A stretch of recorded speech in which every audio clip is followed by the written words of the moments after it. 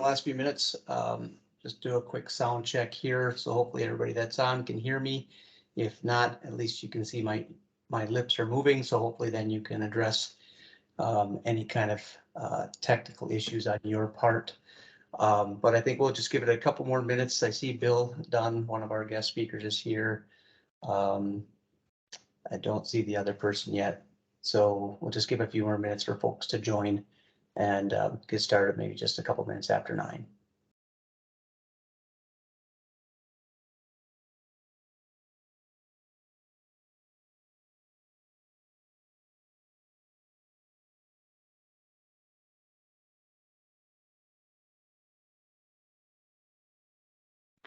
And we can hear you fine, Brian.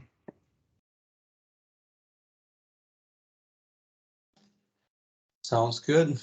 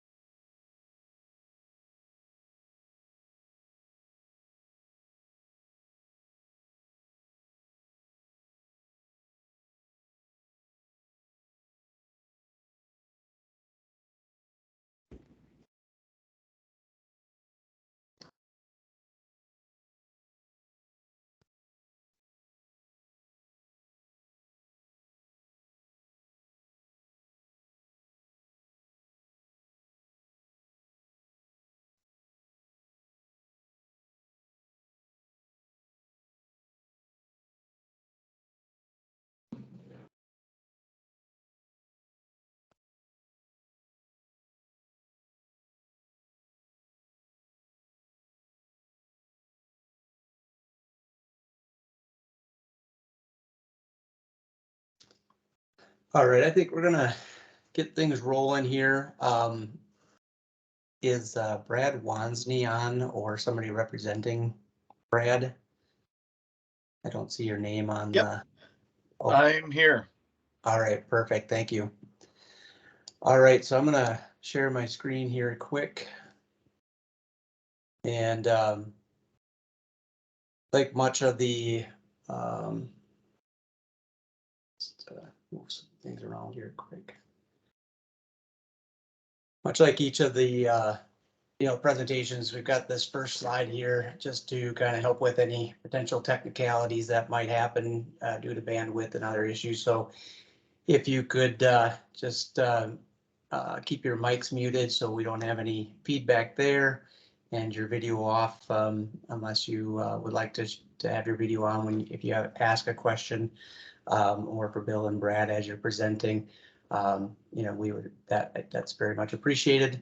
And then during the question and answer phase, or anytime during the presentations, you can enter questions into the chat. And then during the question and answer, if you'd like to ask a specific question, you can also raise your hand and we can call on you at that point as well. So just a quick overview on the agenda. Looks like there's a lot there, but there really isn't a lot of different things. I'm gonna kind of switch things up a little bit and divide my Mentimeter questions up into parts to kind of keep them with the sections of the presentation that I'll be covering today. So there'll be a couple questions right here at the beginning, and then we'll have Bill and Brad talk to you guys about some financial assistance programs, get some updates there. We'll have a question and answer period for them. That way, then if they would like to leave, they can, but you guys are more than welcome to stay for the entire presentation if you'd like. We'll have a couple Mentimeter questions related to audits. I'll give a quick presentation on MPCA audits. Then we'll have a few questions related to enforcement presentation, and then some final Mentimeter questions and a few updates on the program and any future, a little bit on the future sessions. So, and then we'll adjourn at that point. So I'm gonna stop sharing my slides. So then, Carly, if you want to jump in and let's see, jump in and with the Mentimeter questions, that will work. All right. Well, good morning, everybody. Can you see my screen, Brian? Yes, I can. Okay. I don't know, others, can others give a thumbs up or somebody else jump in? Yes, we can see it. All right. Awesome. All right. So it looks like most of you are finding the Mentimeter survey. I did just post the link to it in the chat. But our first question this morning, what organization are you representing today?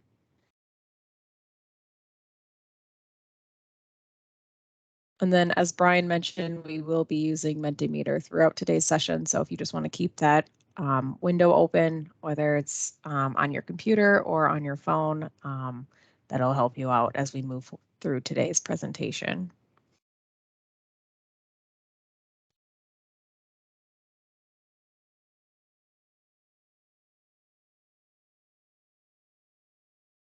All right, I'll give it another second here. Looks like we got folks from all the different areas this morning.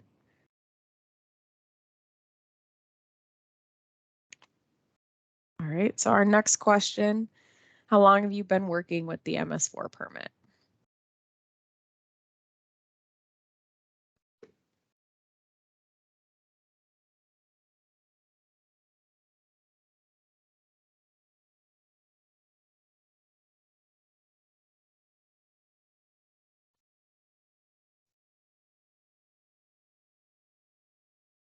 All right, I'll give it another second here.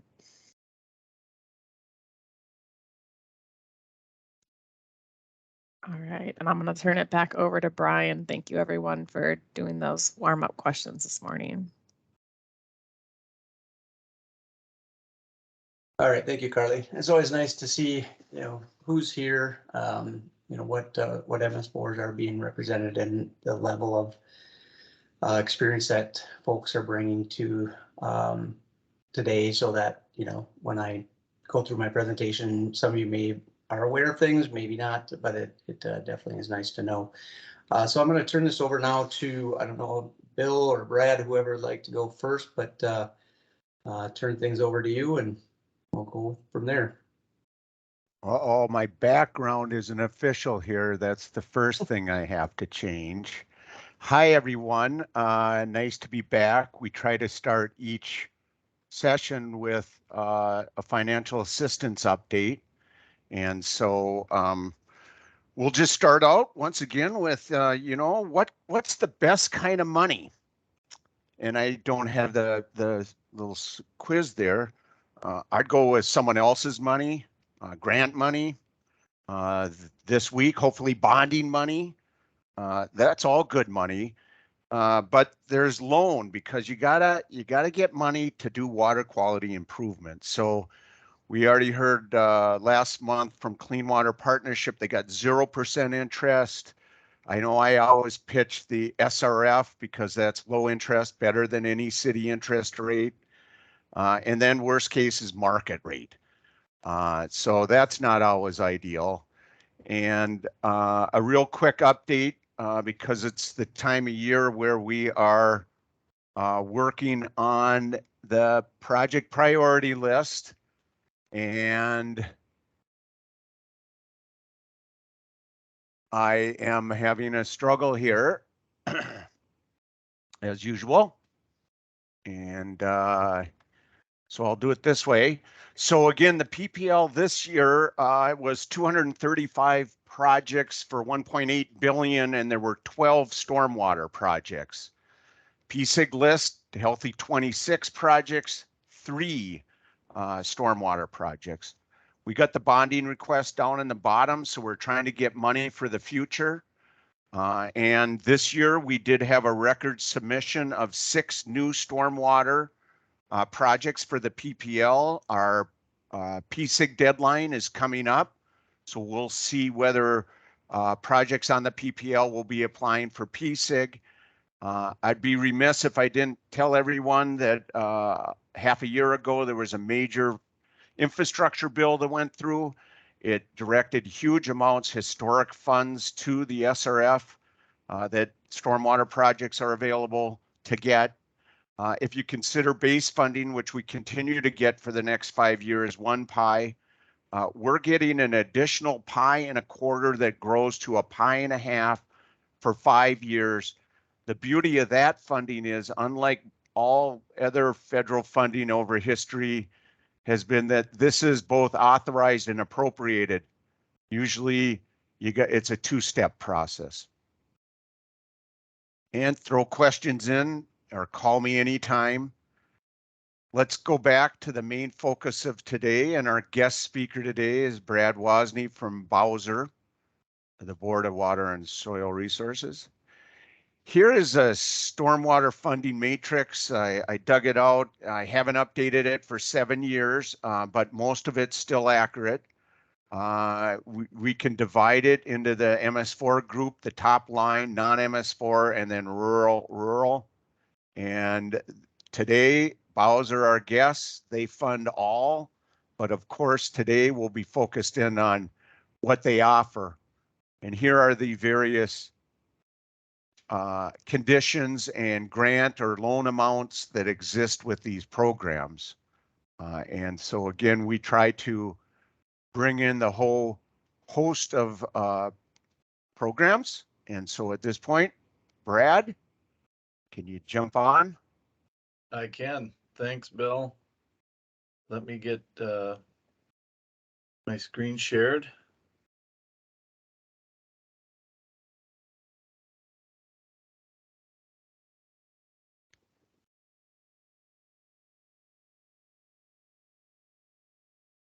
I could see it. Okay. All right. Awesome. Well, hey, I appreciate the opportunity. Let me get my camera on as well. So anyway, hey, I appreciate the opportunity to provide just an overview of some of the funding opportunities for stormwater management. I'm Brad Wozni, Clean Water Specialist with Bowser. My territory is primarily central region of Minnesota. And this presentation is meant as a high level, brief presentation on our funding opportunities. We can drill deeper later through Q&A and actually probably better through meetings with Bowser field staff. So this morning, I'll cover the differences and similarities of our 2 different kinds of Clean Water Fund grants, the competitive and the non-competitive. And I don't have a problem being interrupted during the presentation, so just holler if there are questions. I can't see hands raised or anything like that, or anything in the chat. So our predominant funding source for non-point source pollution is the Clean Water Fund. 1.6 million Minnesotans voted for the Clean Water Land and Legacy Program Amendment in 2008, which added 0.3% to sales tax. And it's projected to raise approximately $250 million per year for 25 years. And that ends in a short time here in 2034. It's the largest conservation ballot in US history. So for the Clean Water Fund, the key words on the slide are water quality. So, and that's groundwater or surface water quality. But that must be the primary purpose for all the projects that we fund. And it's important to note that these funds can be used for restoring impaired waters as well as protecting those that aren't.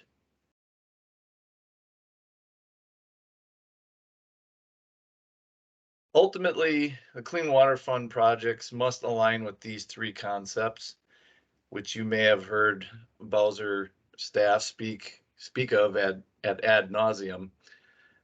First, It must be addressing a locally prioritized water resource. Second, be effective and targeted practices, meaning they're the right BMP in the right location at the right price. And lastly, have significant measurable outcomes for water quality. And measurable means estimating the project's effects, putting it in context with the overall resource goal, like a TMDL waste load allocation. After all, we owe it to the taxpayers to spend the funds where they'll do the greatest good.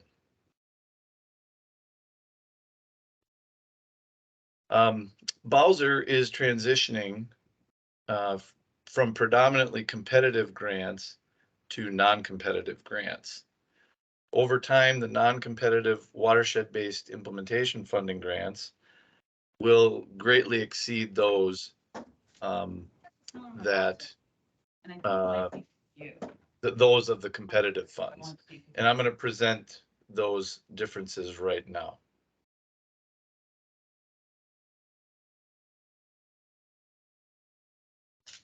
Starting with the competitive Clean Water Fund grants. Many of you ought to be aware of these. The typical application period is July through mid-August, and the grant awards are announced either in December or January of the following year.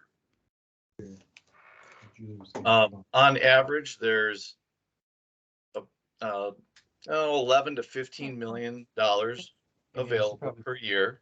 Walking by, I think she was working with Tyler on two. Probably just was. Okay, and commonly we receive 2 to 3 times the amount requested than is available, so it's highly competitive. Eligible applicants include the watershed management organizations, watershed districts, counties, SWCDs, with Bowser approved and locally adopted plans. The metro municipalities are eligible to receive funds if their local water plan is current and approved by the WMO or WD. Outstate cities are only eligible if they are a signatory to an implementation agreement with a One Watershed, One Plan partnership. And there's a minimum amount of 25% match for these grants, for these competitive grants. And that's 25% of the requested amount. Some of the eligible activity categories, you can see them on your screen. It's everything from grant administration to engineering, and then the actual construction costs as well. But these types of activities must be listed or consistent with a state approved locally adopted plan and or consistent with a TMDL, a RAPS, GRAPS, source water protection plan, wellhead protection plan, those types of things. Annually, our 3 competitive program offerings are, this is the big pot of money, the projects and practices, which are your traditional on the ground projects, including but not limited to stormwater management practices, ag practices, lakeshore, stream bank stabilization. The drinking water program. This one invests in land treatment projects and practices to protect or improve drinking water sources. So that could be both groundwater and surface waters that serve as sources of drinking water. And letting you in on a little secret, this pot of money has not been very competitive in the last couple of years. So your odds are pretty good if you have a quality project. And the third primary program is the multi-purpose drainage management grants, which improve water quality in our public drainage systems regulated by 103E. And quite frankly, this one has not been overly competitive either. So that wraps up the competitive clean water funds, but I want you to be aware that there's good news that stormwater projects do compete well for these grant funds historically.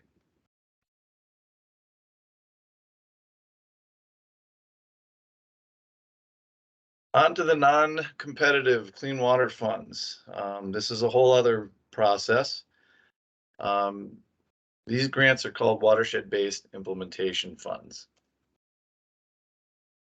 And they are supported by the local government water roundtable. And these funds are an alternative to the traditional grant by grant competitive processes that we've used for many years. This funding allows collaborating local governments to pursue timely solutions on the watershed's highest priority needs. And these non-competitive funds are intended to move the needle and make meaningful improvement to specific water resources, hopefully done through concentrated efforts in that reasonable time frame.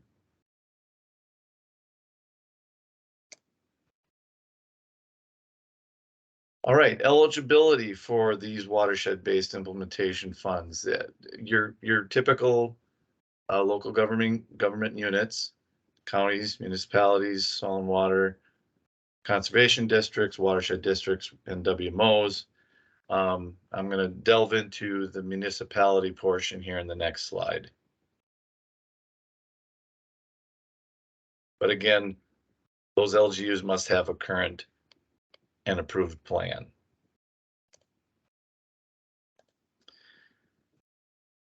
Here's an important note, again, that these activities must have a primary benefit of water quality.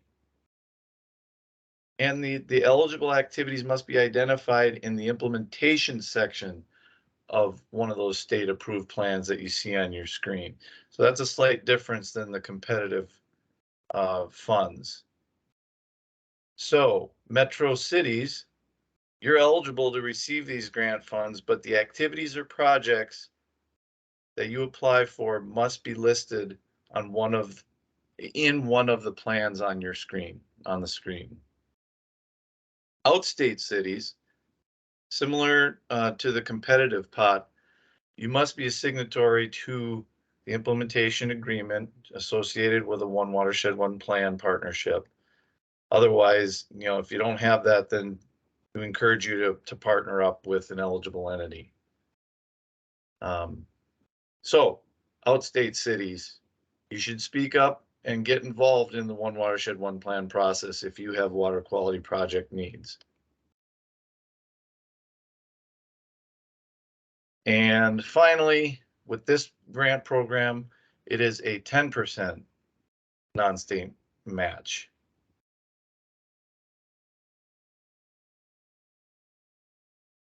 Okay, I'm talking Metro only here now. The next round of funding is available July 1st of this year and every 2 years thereafter. So we allocate the money on a biennial basis. There's $6.5 million divvied up around the 7-county metro.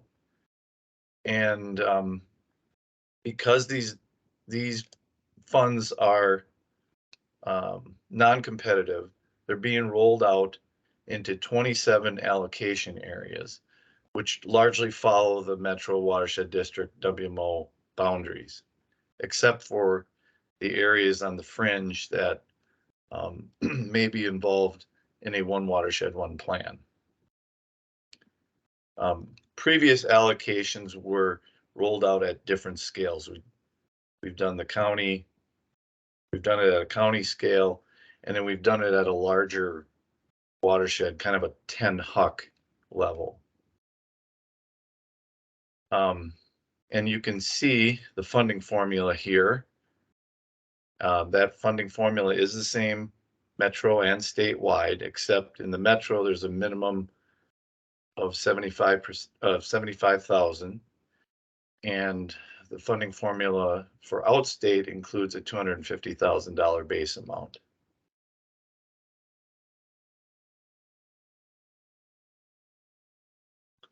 So there, within those metro allocation areas, the partnering local government units will conduct a cooperative convene process. Just getting together to decide what activities or what projects should be funded. All of this information can be found on the Bowser Watershed-Based Implementation Funding website. So with these metro convene processes, each group will include one decision-making representative from each of the bullets there: watershed district rep, WMO, SWCD, and counties with a current metro groundwater plan. Also, up to 2 municipal reps. And those are self-selected within each of the watershed allocation areas. So like I said, ultimately, the end product from these partnerships is a list of prioritized projects for funding that you send to Bowser for approval.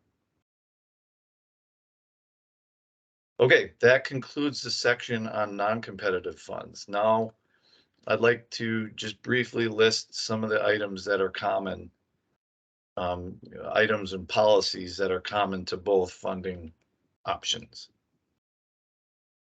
All right. First off, be sure the Bowser Board Conservationist knows about the project. Don't surprise them with a submitted grant application. They can and will help you improve the application if given adequate time to review. Also, next up is seek PFA funds first for large scale stormwater capital improvement projects. Say those projects greater than 400,000.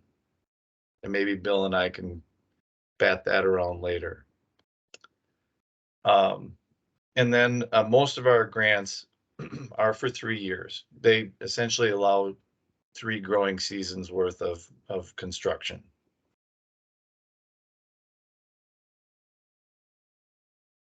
Our policies list ineligible activities as well, and I thought I would just highlight a few of them that are relevant here. Stormwater conveyance without water quality treatment. So there has to be water quality improvement, as I mentioned earlier. Bridges, roads, trails. Water quality monitoring is ineligible. And routine maintenance or repair of capital equipment and infrastructure within the effective life of those existing practices. However, we've often seen grant applications come in for projects that are being done with maintenance. So say you're cleaning out a storm pond and you want to expand it and include an iron enhanced sand filter or something like that. That would be eligible.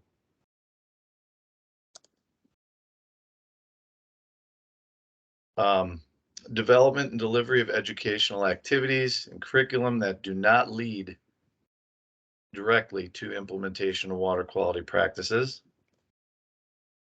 Activities that outlet landlocked basins. Practices required for new development. We're not paying for new development. And development, well, we said that one already. And projects that contribute to development of wetland banks.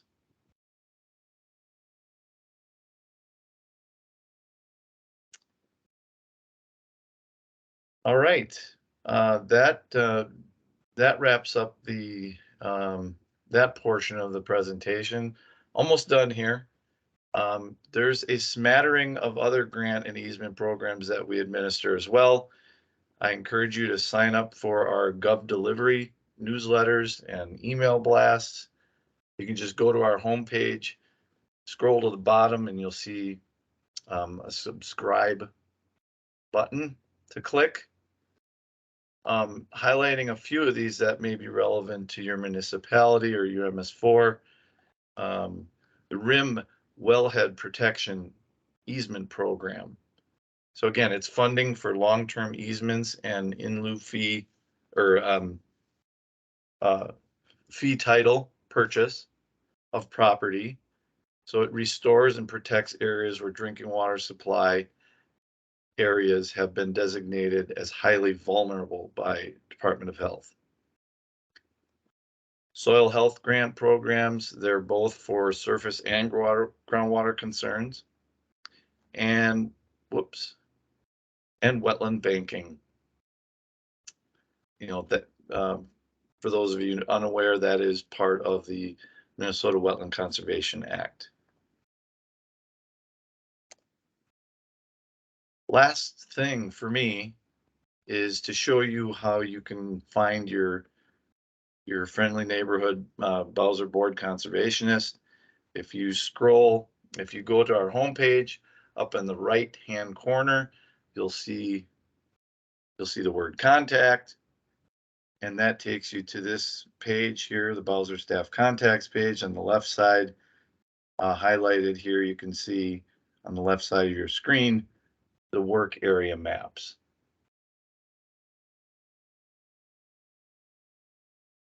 That's all I got. I will take any questions. Or Bill, maybe I'll turn it back to you. Wow, good stuff. And some changes that non-competitive is really going to be a game changer. So but let's hear from any questions or comments.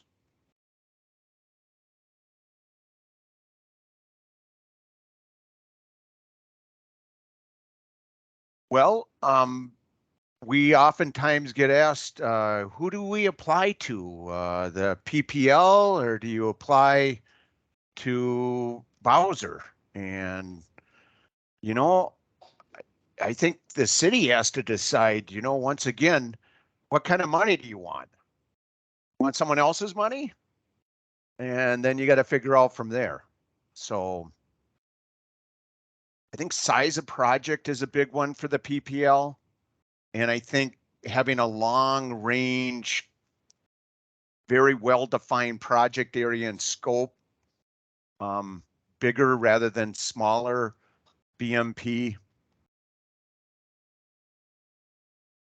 But other than that, it really is, you could try Bowser if you're under that 400.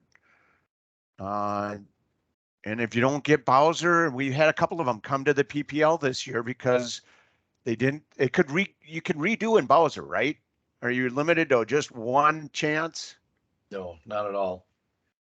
And, related to the, size of project or the cost, I would say those grant applications, the competitive grants that come in that are greater than 500,000 really get highly scrutinized. So you got to have things buttoned up pretty well. How long does it take to apply to your program? In the PPL, you'll remember it's really minutes and no cost. Definitely not minutes.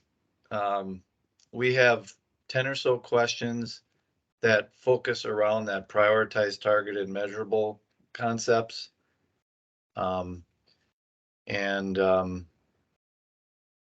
There might be an attachment or two, a map, something like that, if you want to showcase the project differently. So it's, and then maybe some back and forth with the Bowser staff if you are able to. And so it's, I would say, hours to draft and submit a competitive grant application. The non-competitive stuff, that's a different ball of wax.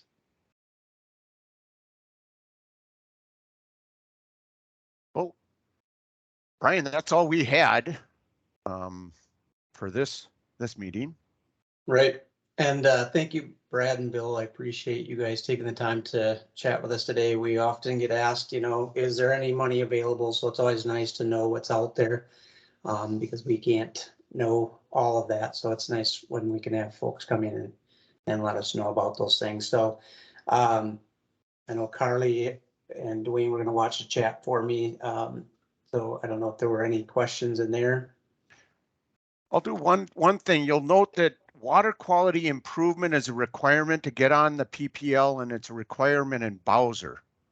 And that's why this session, the PCA is our #1 bonding request to the legislature, had a new construction stormwater grant program. And that grant program would be stood up and would have a sizable amount for the first chunk. And we're really hopeful that that's getting the attention it deserves and that there will be yet another funding option, and that would be really at just conveyance and looking for ways to co-fund with these other programs that bring water quality as well. So that could be a game changer, and we're still hopeful. So back to anything in the chat. I have seen nothing in the chat so far. Okay, thank you. And if anybody has any questions, obviously feel free to reach out to Bill or Brad or any one of us PCA folks, and we can always forward those on to Bill and Brad and get those answers back to you as they come up. All right, thank you again, Bill. Thank you, Brad. Hope you guys have a nice day. Yeah. And like I said, you're more than welcome to hang out and hear about audits and enforcement if you would like to. But otherwise, if you have to leave, we understand. Thank you. I'm going to sign off. Thanks, everyone. Stay in touch. Have a good day. All right, Carly, let's jump into the Mentimeter questions related to audits, and that'll just give me a background as to who's been audited, thoughts on audits, and that kind of thing.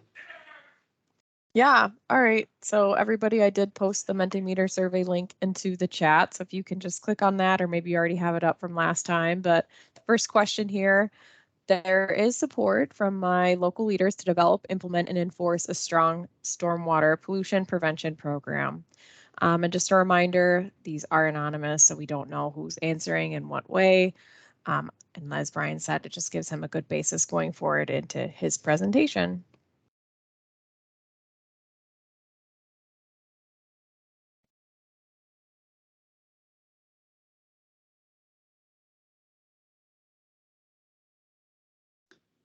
It's good to see this response here. I mean, we do hear often that, I can't enforce this, or the city council members are going to get upset and then they're going to come and have issues with what I'm doing. And so, I know that drags on your abilities to do things correctly. I did work for for a county prior to coming to the PCA, and the county board members were in our office quite regularly when they would get phone calls. And so having to educate your board members and your city council members, I understand what that is like.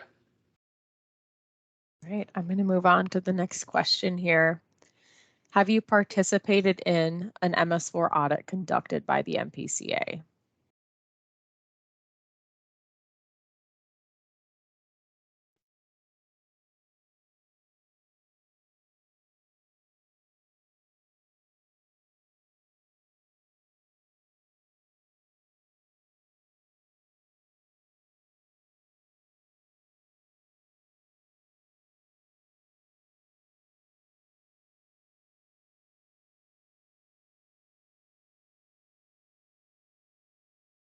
All right, looks like we're a little split here.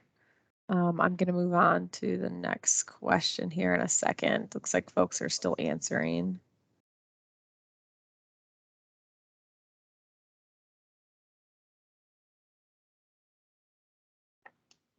All right. The next question this morning is going to be a ranking question. So for those of you who have participated in a compliance audit, please rate your overall experience. 1, it being a total nightmare, and 10 being that you felt it was excellent or productive experience.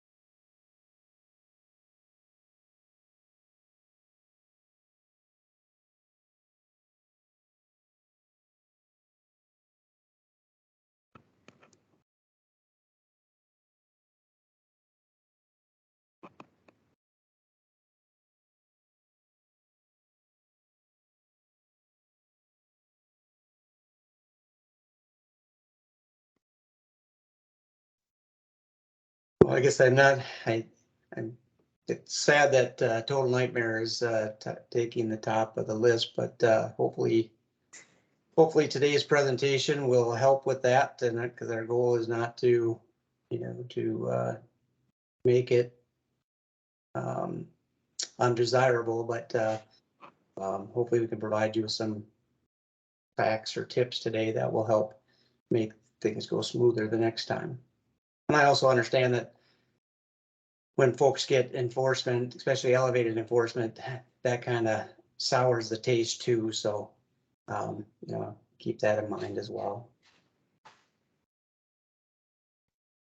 All right, I'll give it another sec here.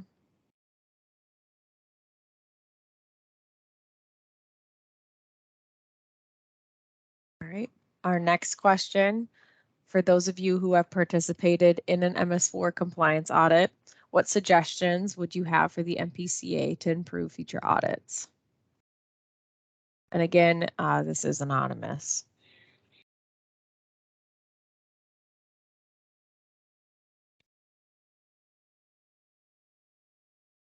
Like everything, we'd like to improve our processes and again, make this more of a enjoyable process or a learning process. But ultimately, like anything, that enforcement sometimes is just necessary.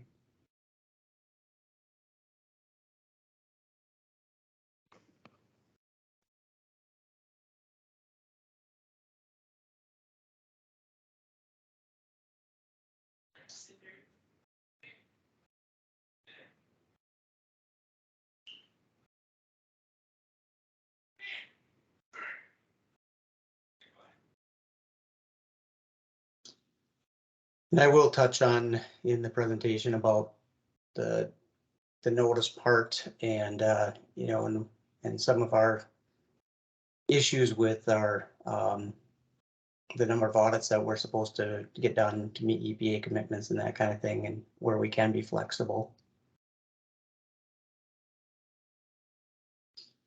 It's a good point on, again, the learning side of things.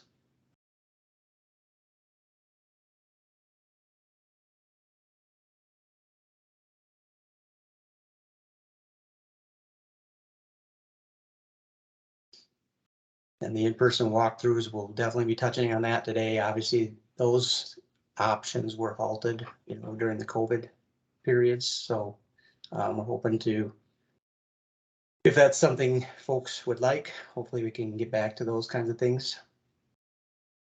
All right, well, we can move on. All right. In your opinion, what factors contribute to the MS4 being out of compliance with our MS4 permit requirements?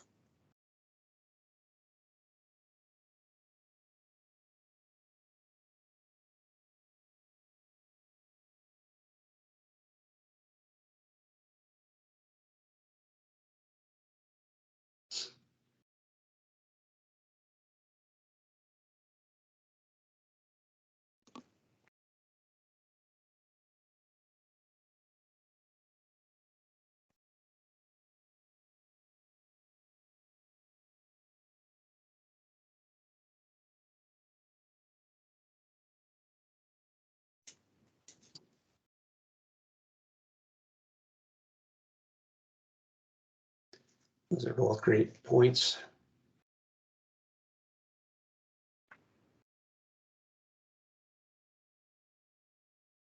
Making sure everybody's on the same page, that makes sense.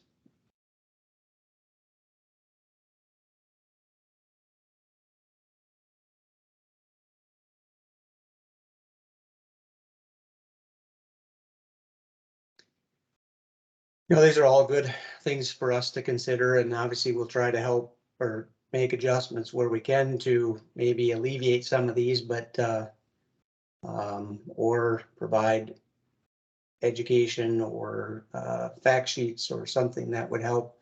Obviously the staffing, money, those kinds of things.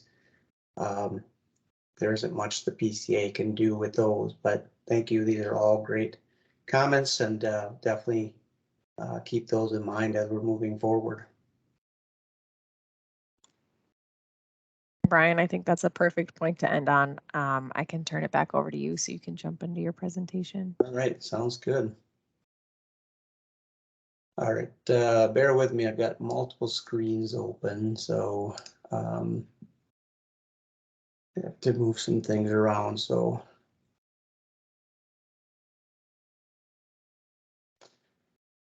all right, can you see my presentation? Yes. All right, thank you. So I didn't introduce myself at the beginning. I apologize for that. So my name is Brian Green. I'm the compliance coordinator for the construction stormwater and the MS4 programs here at the MPCA. I've been in that role since August of 2013. Been with the agency almost the 15 years coming up here in November. Was also an inspector for the septic system program, and then also a project manager for our watershed program for a short time. Prior to that, I worked with in Redwood and Nobles County for a total of probably 8 years between the two. So I try to always keep that in mind as I'm working through things here at the agency of what it's like to work for a local unit of government, and the fact that you guys wear multiple hats. And you know, you can't be experts in everything. You just have to be able to understand where to find the rules and regulations and do what you can to you know, make the programs as good as you can. So our goal for today is to give you an insight into the MPCA audit process so that you can come into the audit fully prepared and walk away from the audit with a letter of acknowledgement. Ultimately, that really is our goal. We want you guys to be successful. And if you are successful in the administrative side, hopefully that helps you be successful in the implementation side. And we also, you know, like to give some possible guidance on how to improve your programs through our audits. So here we go. So the MPCA, obviously, our mission is to protect and improve the environment and human health. We have an obligation to make sure that all of our permittees are following the rules and being protective of the environment. And one way for us to accomplish this is through an audit. We have a commitment to the EPA that requires that we audit our permitted MS4s, and we call those audits routine audits. We also, in our commitment to the EPA, audits are sometimes based on public complaints against an MS4. We get calls that, the MS4 isn't implementing their program. They're not out there enforcing the rules and regulations. And usually, when we get the complaints, we just don't jump right to an audit. We'll contact the MS4 and get their side of the story, because obviously there's always 2 points of view. And but if we're seeing some trends, that may be a reason to to hold an audit. The other thing that we consider is sometimes our construction stormwater inspectors are out auditing MS4 owned projects and or other projects inside an MS4. And if we're seeing significant non-compliance throughout those audits, it then tends us to question the implementation of MS4 programs. So that would be another way that an MS4 could be triggered or targeted for an audit. So how many MS4s have been audited to date? So we kind of had that question, who's been audited and who hasn't? And I take that with a grain of salt because, we have 247 total MS4s.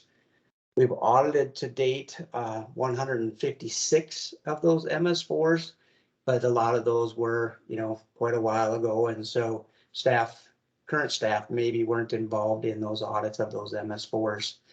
And also a number of those MS4s were audited for at least one MCM. For a while there, we were just doing a few MCMs and not all 1 through 6. Since about 2019, we've altered our processes, and now we're doing a much more comprehensive audit. We're looking at all the MCMs, and to date, we've audited 37 of the 156 for all MCMs 1 through 6. And then there's 54 that have not been audited, and we're currently in the process of lining up 4 or 5 of those to get them audited here shortly. Like I said, since 2019, we're doing more of a comprehensive audit. The reason for switching to that is we felt that it would help, or it would, it wouldn't set MS4s up for future potential enforcement. And the example we were seeing is we'd go out and audit either MCM3 or MCM4, and we would find that their regulatory mechanisms were either not there or significant issues with it. And thinking that if we were to go back and look at, let's say we audited MCM4, because there's a good chance that when we went back to audit MCM5, that we would be finding the same issues. And so we didn't want to be setting folks up for, 2 rounds of potential enforcement. So we want to try to get everything done, at one time. We feel like it's designed to help you have a more robust program, because when we're done with our audits, we know that everybody's, those folks are going to be in compliance with all the requirements of the permit. And they'll have some corrective actions to address non-compliance, get those in place, and then they can, focus more on the implementation side of things, which we feel is better for the protection of the environment. So what can you do to prepare for an audit? Prep work is important to the audit. So here's probably my thoughts anyway, is the best tip I can give you today is to audit yourself. So you'll see in the presentation here that the first link, and that first link will take you to the stormwater manual. And in the manual, can everybody see that transition to the manual page? Did I share my screen right? Yep. Okay, thanks. So you'll see that we have a page on our manual specific to the audit process, and it's going to say a lot of the same things that I'm going to cover today. It goes through the process, what to expect, the checklist, the notification process, how long the audits are, how to prepare. So it'd be really important for folks to take a look at that. There is a YouTube video here that Caroline did a great job walking through the audit process in that video. So I think it would be beneficial for folks to take the time to watch that as well. Even if you're not, you haven't been notified for an audit, I think you're in a really good spot right now. You've got 5 to 6 months yet to update your programs based on the new permit. And so it would be good maybe to keep the audit process in mind while you're doing that.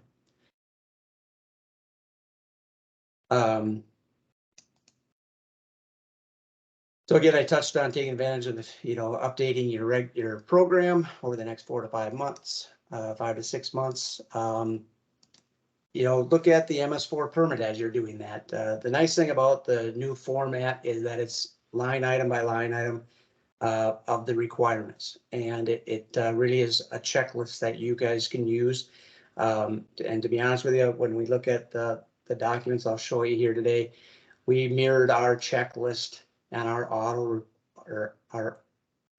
audit report off of the permit. And so you have basically the permit itself is every question that we're going to ask in the audit. So you could go through the permit, and as long as you can say yes to each of them and make sure you are answering yes to each of the requirements within an individual requirement, you can be pretty well assured you're going to do just fine in the audit. That's one component. The other part is your regulatory mechanisms, making sure that your MCM4 and your MCM5 are in compliance with, in a few months here with the 2018 construction and stormwater permit.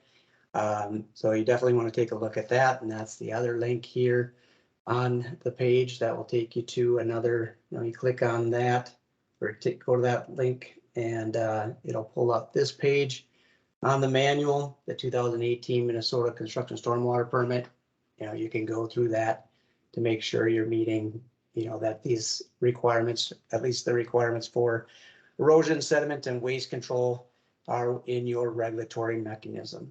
And there's a couple ways you can do things. You can incorporate your the construction stormwater permit in its entirety, or just the requirements that are required under the MS4 permit. Incorporate those by reference, And by doing that, anytime the permit changes, your regulatory mechanism changes without having to go through the process of opening it up, making the adjustments and changing them.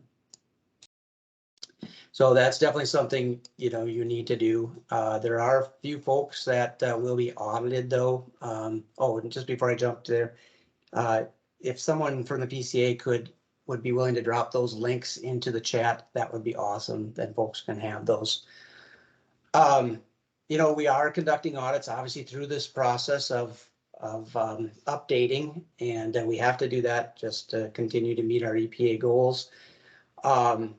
And so if you would happen to get audited between now and your 12 months, the only requirement for your regulatory mechanisms for MCM4 and 5 is that they meet the requirements of the 2013 construction stormwater permit. So you may want to take a look at that if you are notified about an audit. One big thing I see when I review regulatory mechanisms is that a lot of them are old. They reference old permit requirements, such as, based on the percent of slope, you stabilize this slope and within 21 days, and a different slope at, 14 days. That's, the permit's not written that way anymore. Make sure that language is taken out. A lot of reference to outdated stormwater documents that the PCA doesn't support anymore. Those should be removed. I do see a lot of language in regulatory mechanisms that say no permits required for lots less than an acre. That's not the case. The permit is very clear on if it's less than an acre but part of a common plan of development. For example, subdivisions, the individual lots themselves, they do need to follow your requirements. So make sure your regulatory mechanisms are updated. Another thing you can do is talk with some other MS4s that have been audited. I would suggest reaching out to those that have been audited since 2019. That's going to be much more consistent with our current process. I think I saw a comment come across my screen about, having been audited quite a while ago, and I would agree the processes are completely different. So, just reaching out to somebody that's been audited, we can always provide some folks, some names of people that have been audited if they would like to check with them. And so how will you know if you are up for an audit? So you'll receive an email notification. Along with that notification is the checklist. You may also receive a phone call from your MPCA auditor letting you know that things are coming. In that notification, it's an introduction to the audit. There will be a tentative audit date.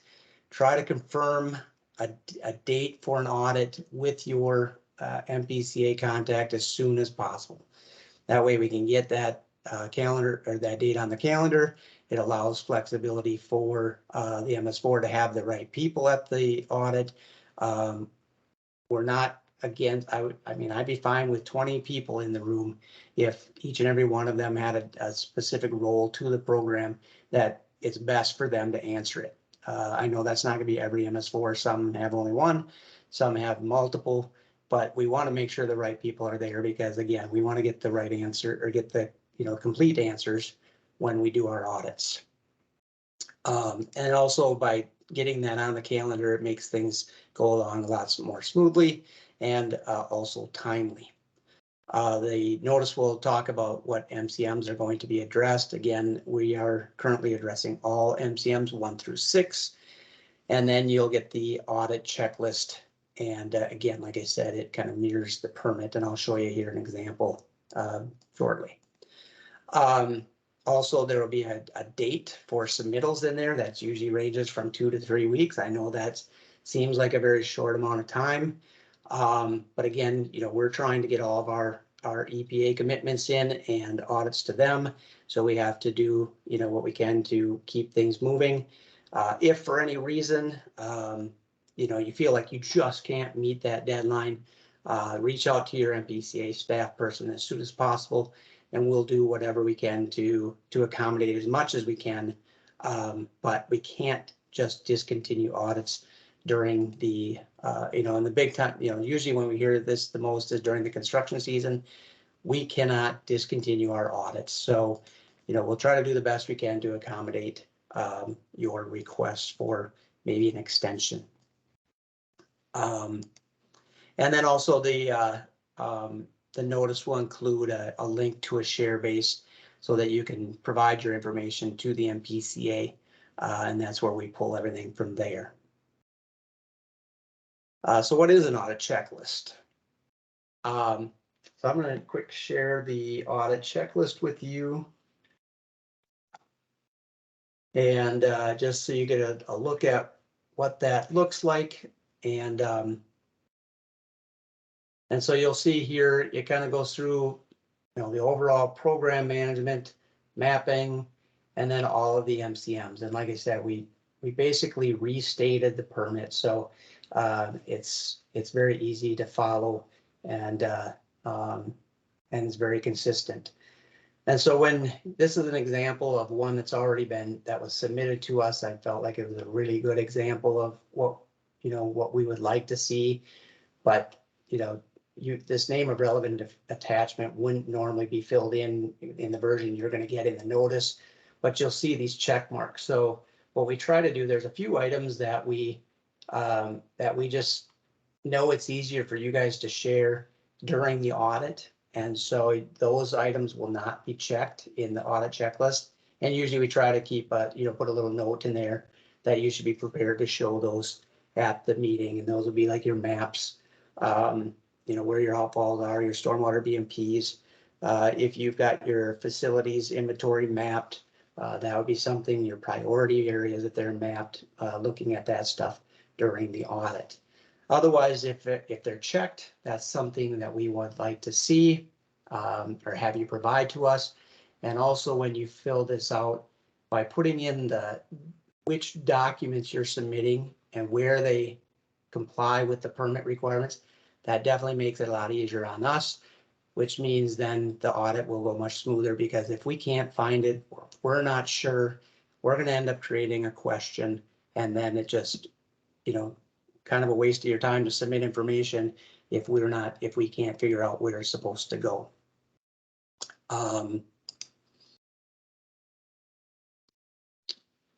Just saying,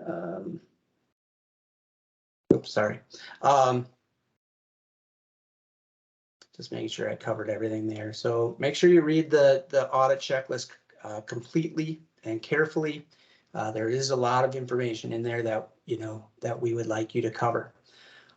Just something that we're thinking about, or at least I am anyway, and I've talked to a few other folks, is that as we do more audits, obviously we would like to improve the processes as we go. And so we may find that there are some benefits to reviewing items during the audit instead of having you submit them ahead of time. Some examples that I'm thinking of would be more the documentation requirements.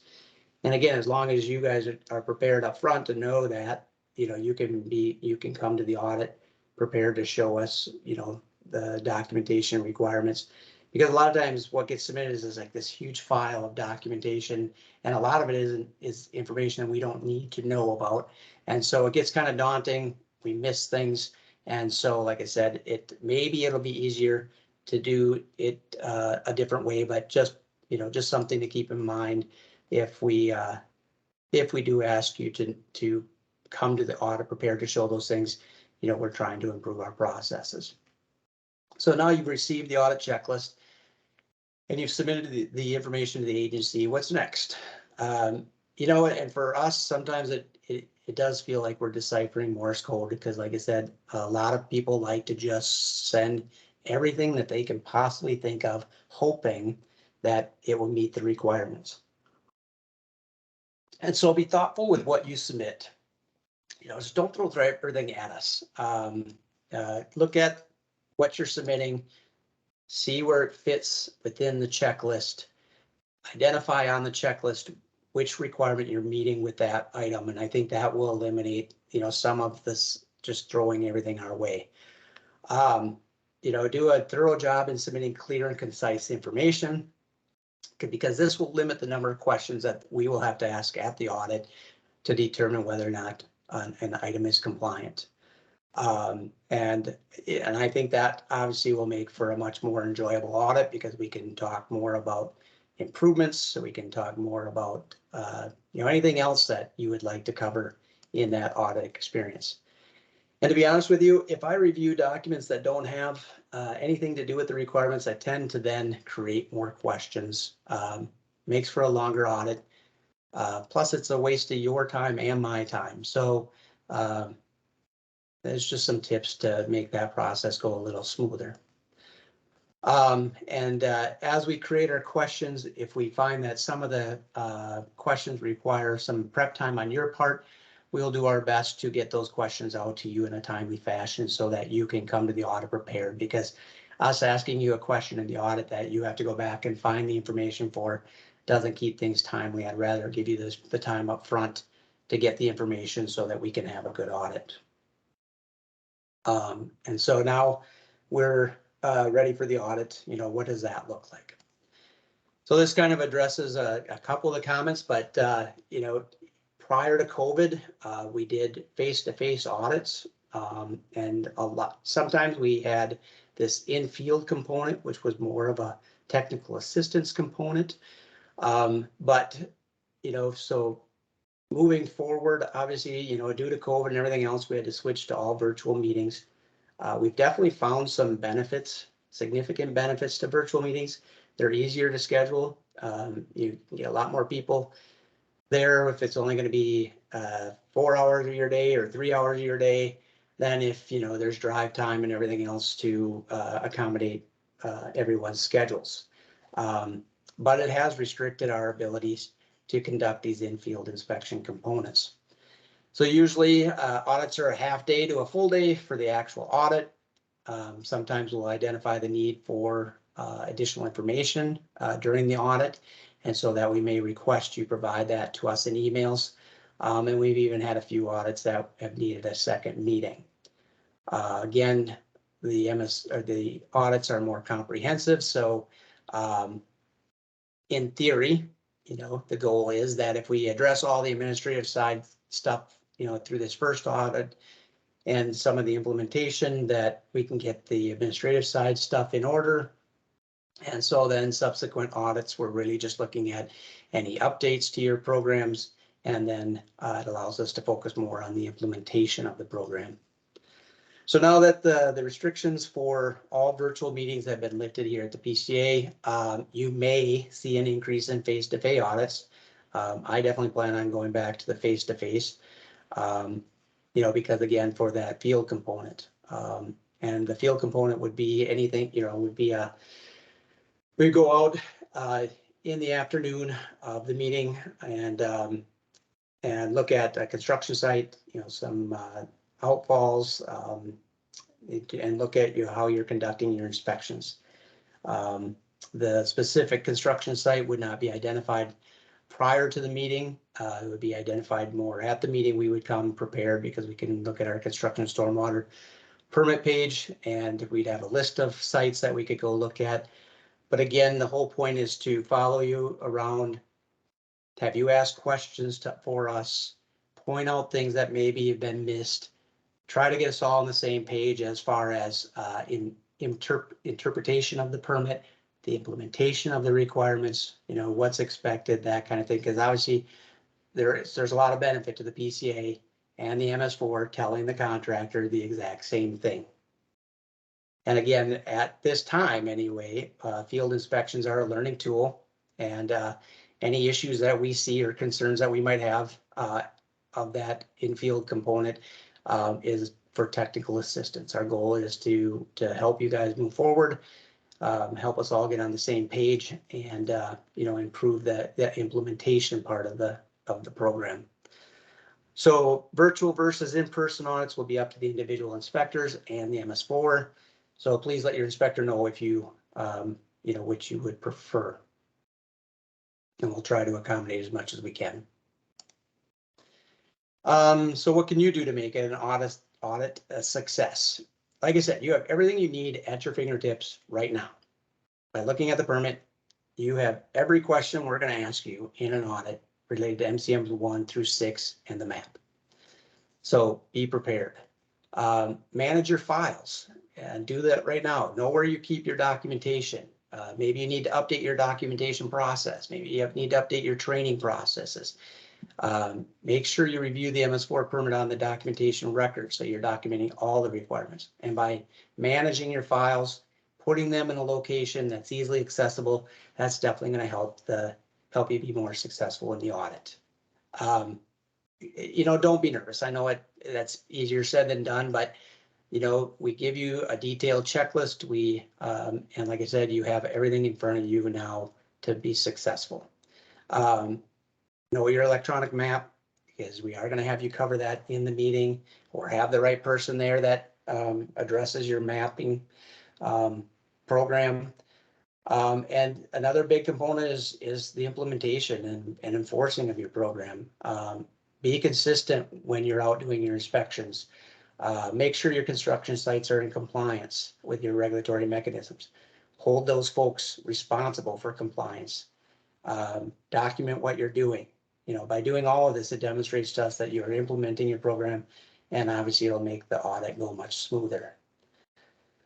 So the question and answer section. So now we've gone through the audit. Everything's been looked at. What's next? So we usually do a recap, try to answer any remaining questions during the audit. We try to recap on or retouch on those items that we still need you to submit information about. So we can kind of, create a little checklist or a little to-do list to get that information submitted to the PCA. We can discuss a possible second meeting if that's necessary. If there are non-compliant items, we'll try to address them at this time and any corrective actions that go along to those. But we do this is a fairly extensive process, and so there's a lot of information that we gather at those audits. And so staff may need time to discuss some of those concerns with their compliance coordinator and supervisor before touching base with you on those. So if that happens, we definitely will keep you in the loop and try to get that information back to you as soon as possible. If we're ready to do addressing next steps, again, that's going to depend on the experience of the person conducting the audit and the number of or severity of the non-compliant items. So there may need to be some follow-up again with the compliance coordinator or the supervisor. So we may not be ready to do that at that time, but if we are, there's two items, I guess, or two options. Is if there's nothing that's non-compliant, we'll let you know that, and we'll let you know that a letter of acknowledgement will be coming your way, and a copy of the audit report will be submitted as well. The audit report will will identify areas that we feel like are compliant. We see a lot that maybe meet the minimum, but we'll provide, if we think there's some good recommendations for improvement, we'll add those in as well. If we do identify non-compliance, obviously, and there's some level of enforcement, that process is handled internally, and we'll work through that, and I have a presentation on that next. And those enforcement actions along with the audit report will be sent out as well. And so just wanted to show you quick the audit report.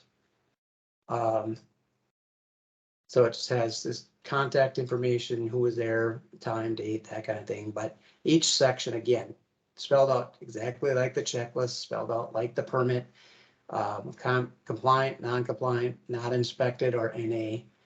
In this transition between now and the new permit, you may see more NAs than you normally would. Most of the time, I don't think we really mark those as NA. We usually try to inspect everything. And so you'll see those items. And then at the end of each section, you'll see these, if there's any comments about, things we saw that were done really well, anything that we want to put in there as far as comments, anything that we would recommend to make your program better, we'll go here. And if there's any kind of required corrective actions, those will be in the enforcement action. And usually it says see letter of warning or notice of violation or whatever the enforcement action is that you'll be receiving, or that you did receive along with this audit report. So to help folks prepare for upcoming audits, here's a list of some of the most common violations that we're seeing in our audits. So, main thing here, I'm not gonna read all of them to you, you guys can see them, but these are, training is a big one, documentation of that training, documenting inspections. Documenting is big. We're seeing significant non-compliance with documentation. But, again, take the time now to make sure you're reviewing the permit and the appropriate CSW permits and taking time to make sure you're addressing and meeting all the permit requirements. Don't be afraid in this time before your audits or even after you've been notified to reach out to us for assistance or some technical guidance or, any questions you might have. We're here to help. Again, it saves us, all of us, time in the long run if your programs are in compliance and, and you're moving forward implementing those. So we are here to help. Again, our goal is for you to walk away with a letter of acknowledgement, not an enforcement action.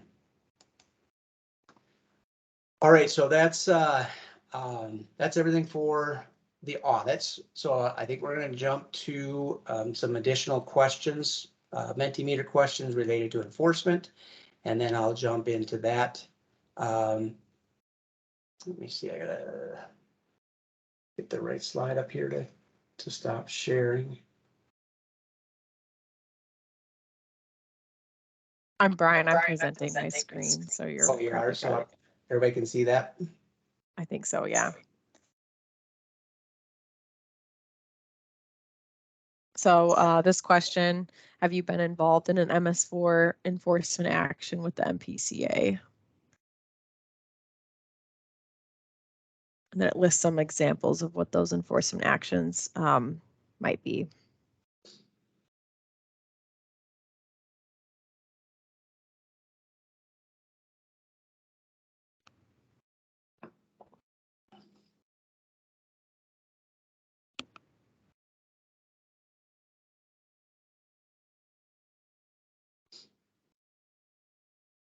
All right, I'm gonna give it another second here, I think.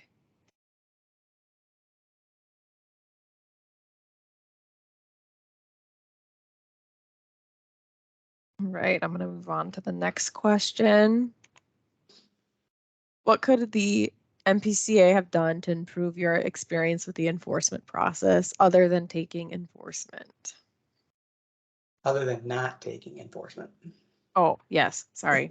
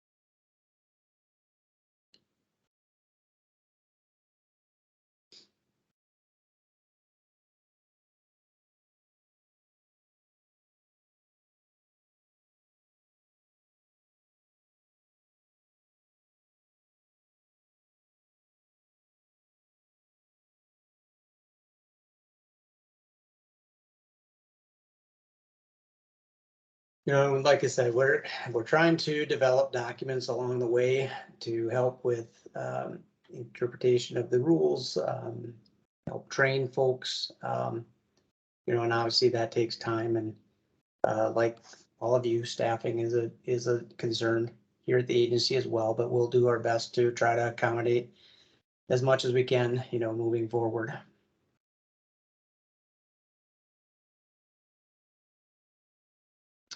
All right, we can move on to the next. That wraps up the questions for this Okay. section, so I'll turn it back over to you for All the right, enforcement part. All right, I will share my screen again.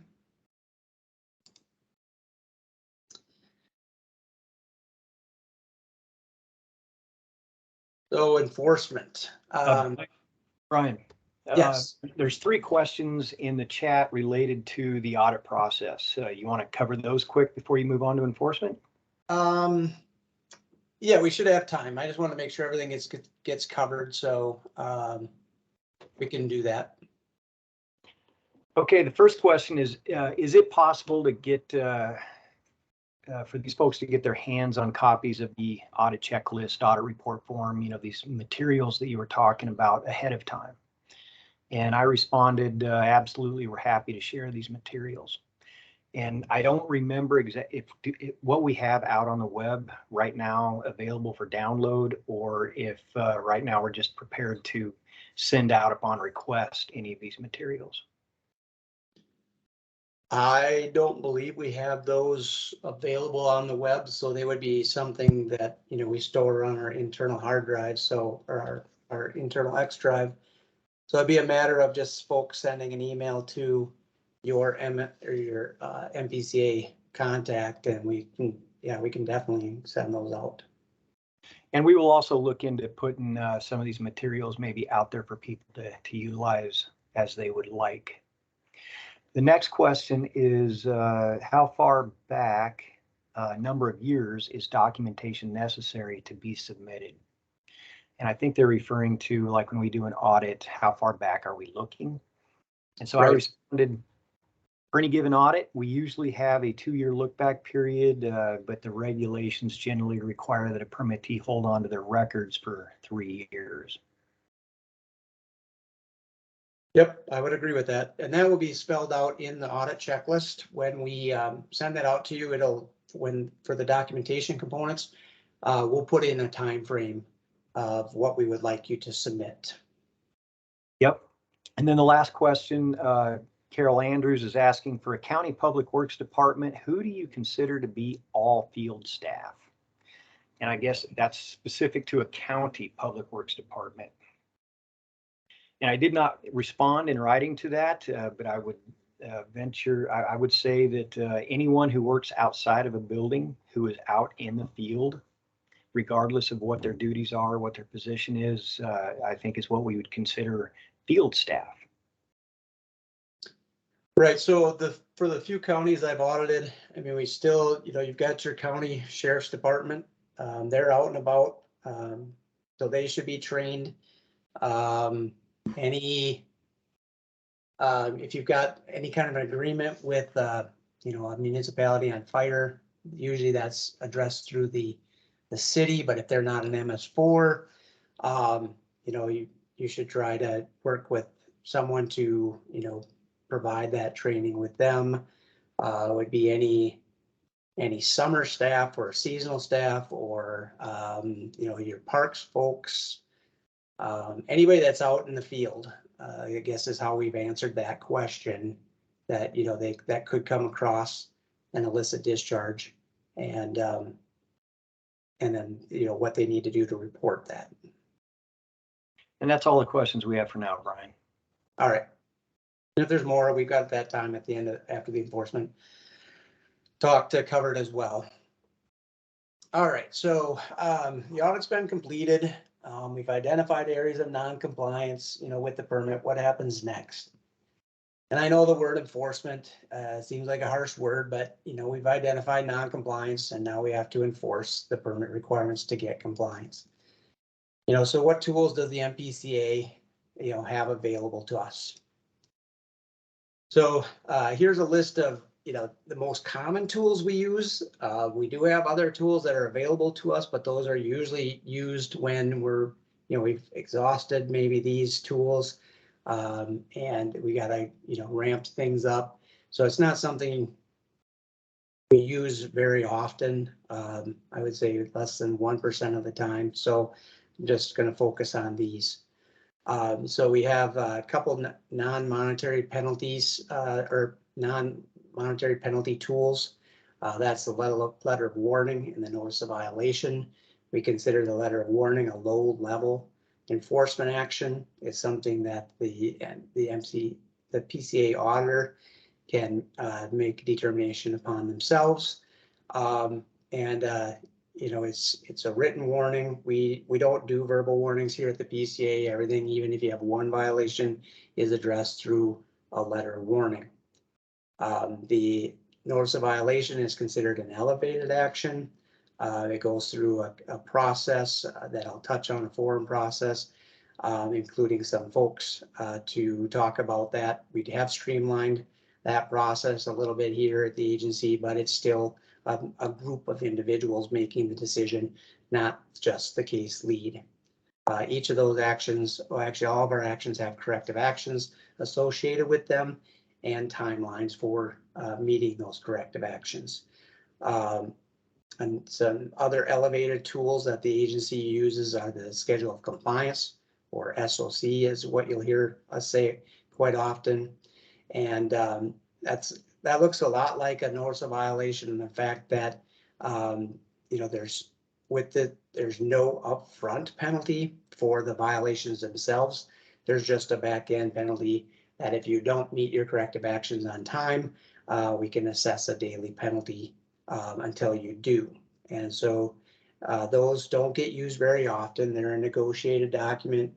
And usually we save them for regulated parties that we feel just are not going to comply with our requests for corrective actions. And so we feel like we need those teeth on the back end, or you know, maybe a scenario where there's just a bunch of corrective actions, and so we feel like they're, you know, they may not be able to comply, or they'll drag their feet, or whatever the case may be, and we want that back end penalty.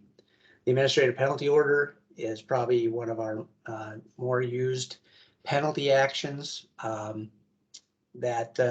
You know, there are some restrictions to that, though.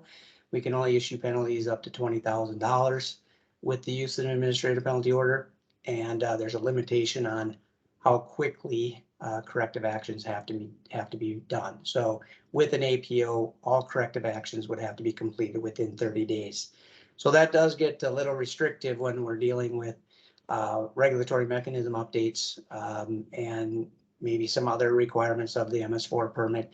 So a stipulation agreement is another tool that we have where we have more time, obviously, to meet those corrective actions. Stipulation agreement also has the front end penalty, but there's no cap on that. And it also includes that back end penalty, so that if you don't meet the corrective actions in a timely fashion, that you can be penalized there as well. All of our actions are used. So if we issue a letter of warning, NOV, or at whatever the case may be, you know, we do look at those if you are a repeat offender. The LOWs can be used in future enforcement actions to consider whether or not it's repeat in nature.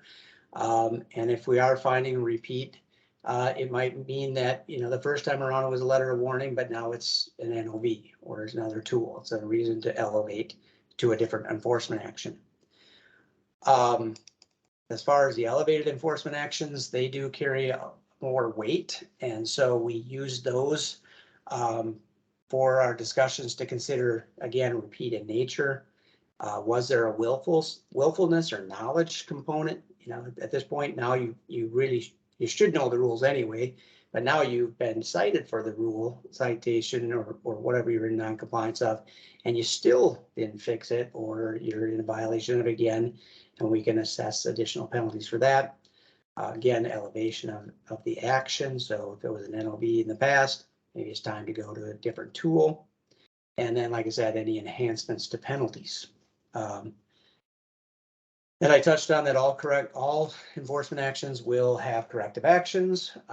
Usually in the audit, we'll try, or at some point after the audit, depending on how many corrective actions there are, we'll try to reach out to, or we will reach out to the MS4 and say, okay, here's our laundry list of things that got to get done.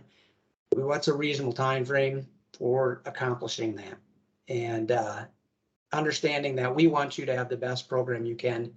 And if it's, you know, regulatory mechanism, we don't want you running something through in a, you know, as short a time frame as you can, or what we think is appropriate, and then you have a regulatory mechanism that, you know, either has gaps or holes, or you didn't have opportunity to reach out to the public, we want to accommodate those kinds of things. So we'll try to be as accommodating as we can, but we want it to be reasonable, and we'll work through that with you. And that's not for there are some corrective actions that we feel like, we're going to set a time frame, and then, we can still talk about them, but, they may not be as flexible. So one of the things that we also look at when we're trying to decide, is any enforcement history. Have you had enforcement in the past? There's no limitations in statutes that says we can only consider enforcement within the last 5 years. That's kind of been a standard we've used, as long as, you're not showing a trend of enforcement. 2 years ago, you got an NOV or, an APO. 2 years prior to that, you had an NOV. 2 years earlier, you had another NOV. I mean, if you're showing a trend of non-compliance, we can and will go back and incorporate it all when we're looking at enhancements to penalties. So, what does compliance look like? Which tools do the PCA choose, or which tool does the PCA choose? How long are the corrective actions going to take to be completed? Should there be penalties? I mean, these are all great questions, and the answer is depends. I know this is everybody's favorite word, and when we say it, you probably cringe, but it really does. There's so many factors that we have to look at when we're deciding which tool to change or to use. So, how do we work through those questions? Some of the factors that we look at are the gravity, and gravity for us is potential for harm. It's not actual harm. Our program is to protect the environment, and so we look at things. We don't want to be we want to be proactive. We don't want to be reactory to the environmental harm. So we look at what potential for harm, and that's harm not just to the environment, but harm to the MPCA's enforcement program, MS4 program, harm to your program by not having these requirements. So we look at all of those, and then we look at the deviation from compliance. How far out of compliance are you? Are you missing one component of 6 of an item? Are you missing all of them? Have you been missing them for, you're in your 3rd permit term? Have you never had one?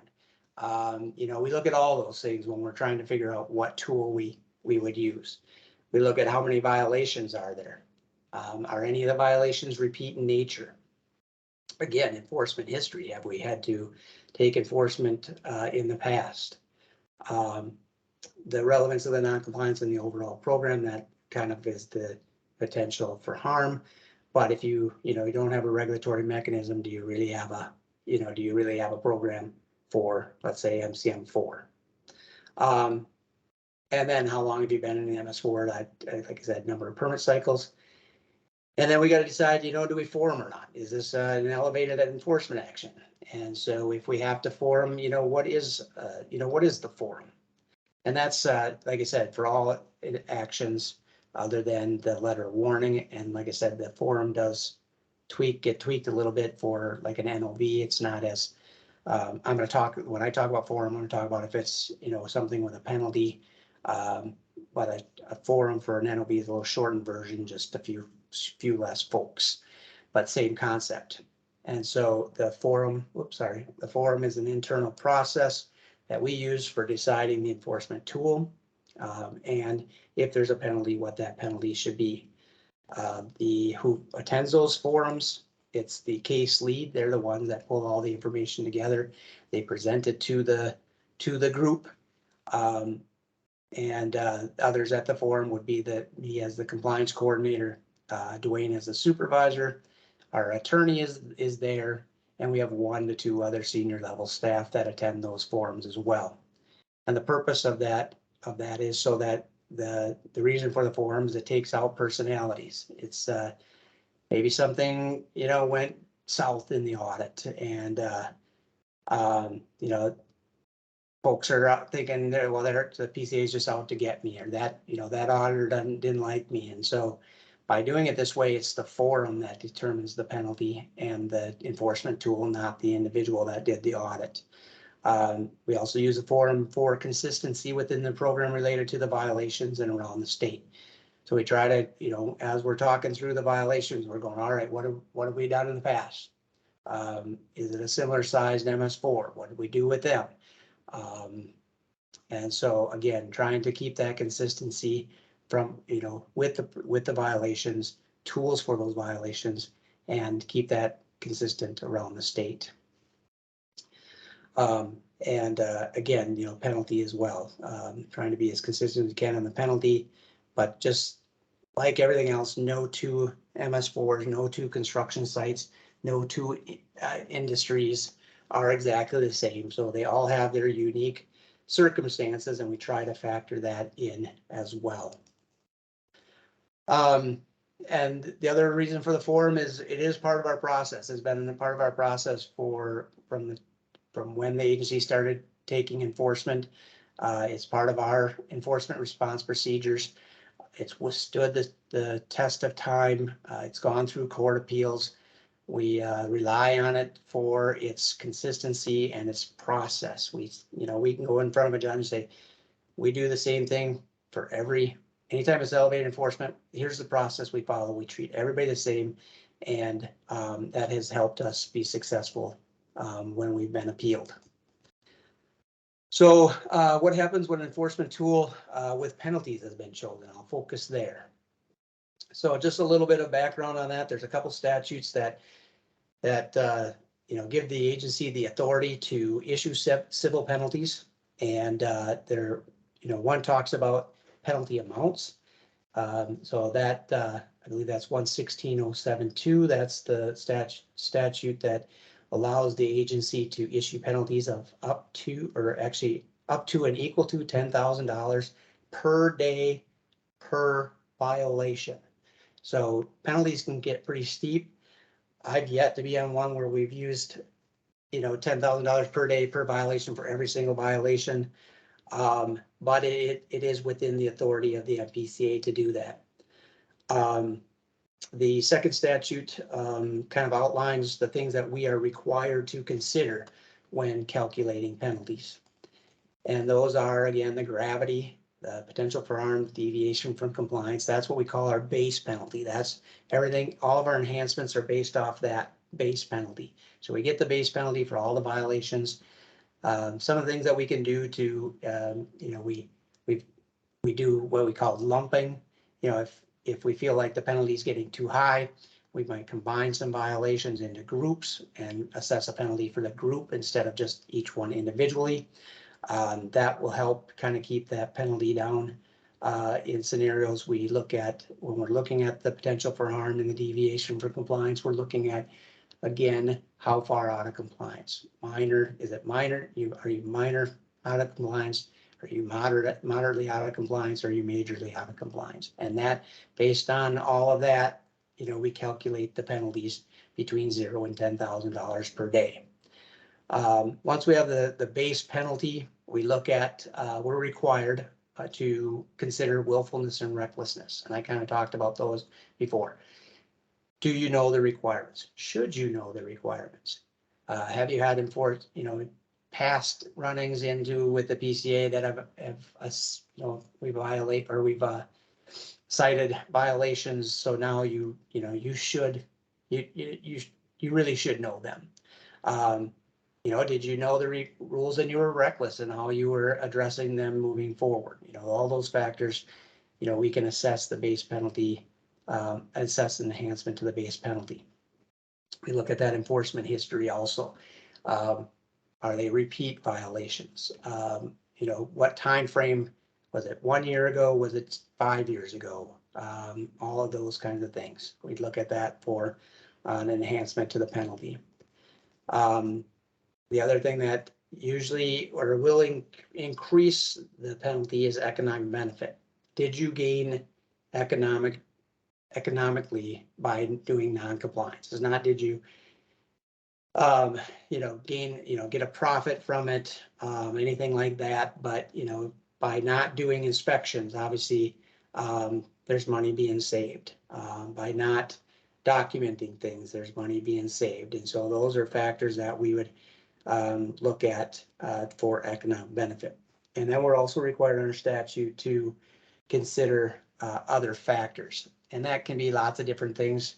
And they can be upward or downward adjustments to the penalty. So those are all the factors that we're required under statute to consider. And then that's all the other, everything I've talked about is, what we kind of run through in our head and through our processes to determine, which tool to use. So that was a quick overview of our enforcement process that we go through. I know I don't know if it sounds easy, but it's, I covered it in a short amount of time, but it takes months sometimes to pull all this together. And one reason why it takes so long is that we want to make sure we're consistent and that the appropriate tool has been chosen to deter non-compliance in the future. Whether that includes penalties or not, that's, depending on all the factors. And to be frank with you, we also want to make sure that the case is solid in case we have to defend our elevated actions in court. So it takes time to document case or violations and do it well, to draft all of our documentation to support the process, and to review everything and make sure that that we've interpreted the rules correctly, that we're applying them consistently, that we're applying them correctly to the situation, so that if we do go to court, ultimately our goal is to be successful in that process. So it takes time to put together a well-documented case. So I just have a couple more slides, and they're more for things to just keep in mind as we move forward. So the first one is, here's a good reminder. We've got our annual report coming up here, and it's due June 30th. Historically, we've considered this action to be, or this requirement to be important. And so past actions by the MPCA have been that if you're a first timer and you don't get it in by June 30th, you will receive an NOV, and that is an elevated action. And the reason for choosing that action is that we provide ample reminders through Gov Delivery and emails to MS4s about the need to meet that deadline. So because of that, we really are trying to do our best up front to get those reminders out to people so that you don't forget. And so we need those in by June 30th. If for some reason, staff person leaves, something is going on, tell us up front. Don't wait to ask for forgiveness because it hasn't worked in the past. So if you've got some reason why you're not going to meet the deadline, reach out to your MPCA staff person as soon as you possibly can, and we will work with you to do what we can to, if an extension is needed. And then if you're a repeater, which we've had a few, the next option is some type of administrative penalty order. And I guess I forgot to talk about when we in the APO part, but there are a couple different administrative penalty orders. There's a forgivable, where all the penalty is forgiven if the corrective actions are completed. We have a combination, which has some forgivable and some non-forgivable penalties. And then we have an all non-forgivable penalty. So depending on the criteria, what's going on, how many times you failed to report, how closely related, or was it just last year? All those factors are played into what level of a administrative penalty order is issued. So I got one last slide about some other items that the MPCA may consider important. Hint, hint. And it's not an exhaustive list, but these are things that, if you don't have a regulatory mechanism or mechanisms, you don't have any ERPs or any way to enforce them, you're not enforcing your regulatory mechanisms, you're missing complete MCMs. These are big ticket items that if you don't have these, you probably don't have much of a program. So again, hint, hint, keep in mind that these are things that, we consider really important. And again, not exhaustive list. There's many more. There's others, but I wanted to list these out. So again, our goal isn't to take enforcement. We want to build relationships with you guys. We want to work together to protect the environment. We want you to be successful in an audit. And so we are here to help. Please use us as a resource. We can't help if you don't ask. And I guess one last tip, asking for forgiveness at an audit is not a good approach. Get a hold of us, be proactive, try to reach out to us for technical assistance. We will do what we can. If you are curious as to whether or not your regulatory mechanism meets the requirements, provide that to your MPCA person. And again, depending on workload, we'll do everything we can to try to provide technical assistance, because once at an audit, non-compliance is non-compliance, so we have to address that through an enforcement action. So again, asking for forgiveness is not a good approach. Forgiveness at an audit.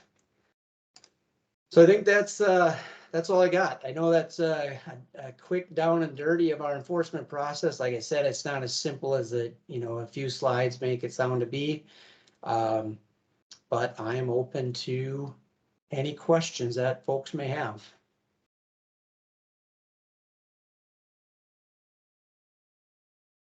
There was one question.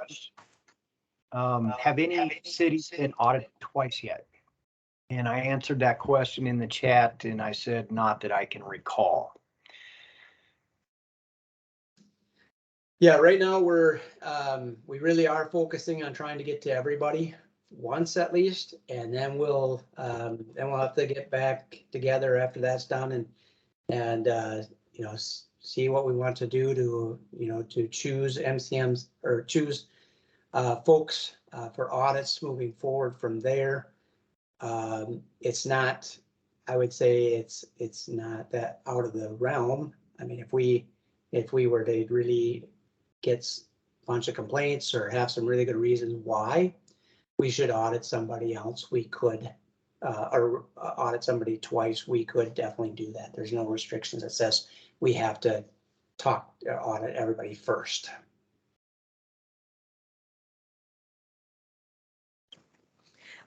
Brian, as we wait for questions, do you want to finish up the Mentimeter survey? Sure, we can do that, and then see if there's any additional questions. But before we jump there, quick, I guess just give maybe 30 seconds to see if anybody has any additional questions. Feel free to raise your hand. Again, we're here to help. I want to be as frank and open and transparent as I possibly can with both the audit presentation and the enforcement presentation. So not trying to hide anything. Like I said, we want you guys to be successful, and we would love for everybody to walk away with a letter of acknowledgement at every audit.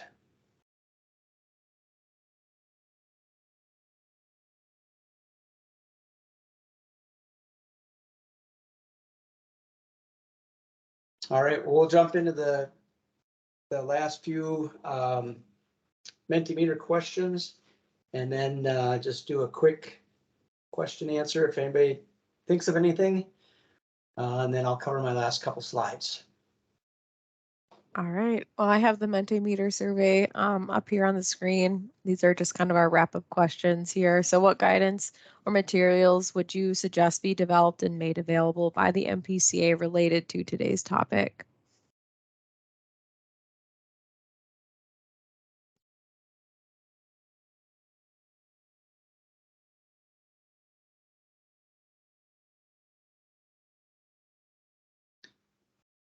So it looks like the checklist audit report is a big one, and like I said, we can. Unfortunately, we're having a shift in our website, and prior to this shift, they were much more open to allowing us to put whatever we wanted on the web page. Sounds like that might get a little more restrictive, but since these are tools for you folks, I think there's a good reason or good, there's good reason for us or supporting documentation or supporting evidence for us to go to our web folks people and say, hey, these need to be there. Unfortunately, that could be a while because like I said, they are revamping the webpage. And so they put a freeze on, updating the old webpage. And I don't know how often or how quickly they'll allow us to add to the new one. So if you would like it, please send an email. Actually, maybe it's easier. Seems like that's a big one. We'll just work with our staff to get the audit checklist and the report forms out to people. This is Nick Missler here, MS4 staff. I just have a quick note about what seems like a lot of folks are asking about the audit checklist and audit report form. It really is just a mirror of the permit. And so the audit checklist is all the permit requirements in order. It's just in a slightly different format with these boxes that we check saying, these are the items we need you to submit prior to the audit. And then also the report form, same thing. It's really just a mirror, all in order of the permit requirements. And it's just in a different format for us to go through, and it has check boxes saying compliant, not compliant, or not applicable. And that report you get to see, but it's all the exact same permit language. It just the checklist and the report form have check boxes. So yeah, certainly we can offer that. You can take a look at it, but you'll see it's an exact mirror of the permit. Yep, I think we could put together a mass email and just include those as a couple attachments. All right, next question here. How helpful was the information provided in this outreach session? Sorry, I'm trying to get through these. I want to be cognizant of everybody's time since we're kind of coming down to the end here. Right.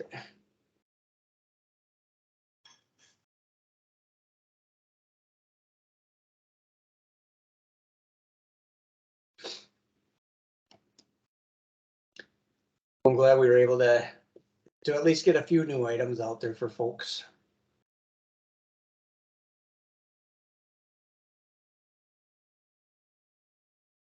And I can't remember how many questions did we have. Move on to the next one.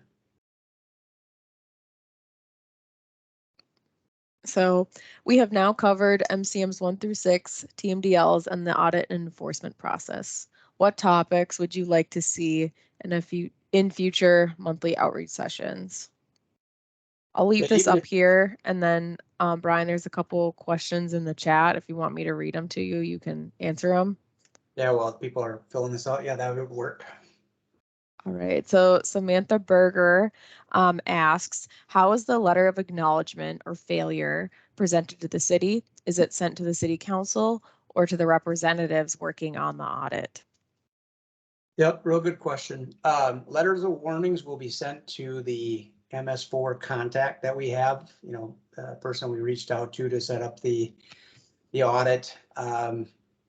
The MPCA's policy is anything that's elevated, NOV or above, needs to go to the highest ranking official of the entity. So for a city, that would be your mayor.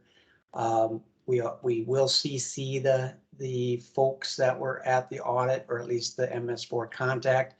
A phone call goes out prior to or at the time that we send out the documents. So, we'll give you a heads up so that you can, definitely reach out to your mayor so that they're not, they don't receive anything without some knowledge of it coming.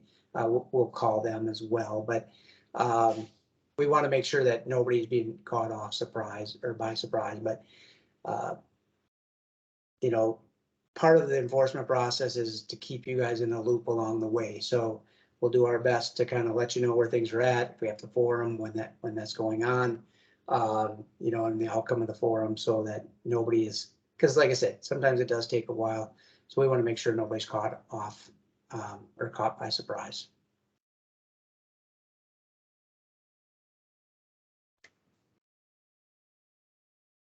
Carly, did you say there was another question? Yes. So the other question, can you add the audit report form to the Minnesota Stormwater Manual self-audit page? We will look into that. Yeah, and if that works too, we could add the checklist there as well, and then it's all on one page. I like that idea. Anything, Carly, were there any other questions? No, I'm not seeing any other ones. All right. I can flip to the last kind of question we have, but otherwise, Okay, can and just wait so for just to questions. kind of, on that last question, so thank you for putting those in there. We'll definitely take a look at it, because I'm gonna touch base that we do have one more meeting next month. That's already, that we have a topic for. After that, we're looking for new stuff, so we could, those topics you put in there will be beneficial.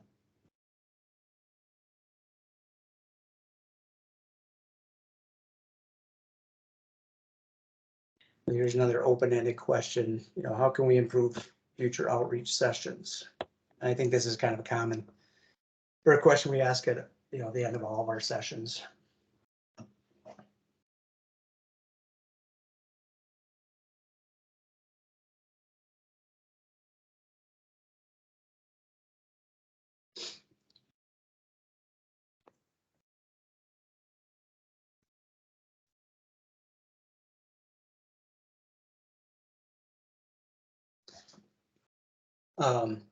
I think you can still, even if I move on, right, Carly, they can continue to answer so that we would have that information. Yeah. Correct? Okay. Yep. So I just have a couple slides that I want to share, and they're just program update ones, but wanted to share those with folks. And so the first one's just some updates or reminders. Again, we talked about the annual report being due June 30th. The MCM4 and MCM5 regulatory mechanism guidance or model ordinance is available. It's on our website. Maybe somebody can quickly drop that into the chat under the headings of MCM4 and MCM5. If you another way of getting that information would be to contact your MS4 contact, and we can get you a copy of that as well. And then the 10-month deadline, I want to make sure that folks are keeping that in mind. Again, we kind of touched on it earlier, but most of you were reissued your permit in October. There were a few in November. I almost want to think there were one or two in December, but for the most part, October. Make sure you're getting your regulatory mechanisms and your programs updated with the 2020 MS4 permit. If you're not sure of what date, it's the date would be would be 12 months from the date on your permit reissuance document. And lastly, just a little bit of for the future, the next topic is pollutant reduction credits, how they are calculated, used, and why they are important. And that's June 16th. Should double check. Yep, from 9 to 11. And Mike Trojan and Anna Bush will be presenting there.